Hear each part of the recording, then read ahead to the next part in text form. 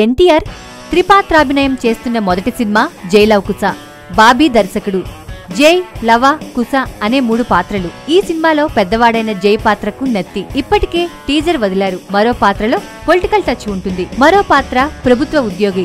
ఇలా 3 విభిన్న పాత్రల్లో కనిపించబోతున్నాడు ఎన్టీఆర్. కాగా ప్రస్తుతం ఈ సినిమా షూటింగ్ పూణేలో జరుగుతుంది.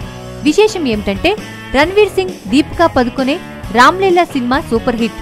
దర్శకుడు సంజయ్ లీలా బన్సాలి ఈ సినిమా కోసం ఓ భారీ సెట్ వేశారు. ఇప్పుడు ఇదే సెట్ లో ఎన్టీఆర్ షూటింగ్ జరుగుతుందని సమాచారం. ఈ నెలాఖరు వరకు అక్కడే చిత్రీకరణ జరగబోతోంది. ఈ చిత్రంలో రాశీ ఖన్నా, నివేతా థామస్ కథానాయకులు. ఎన్టీఆర్ ఆర్ట్స్ బ్యానర్ పై నందమూరి కళ్యాణ్ రామ్ నిర్మిస్తున్నారు.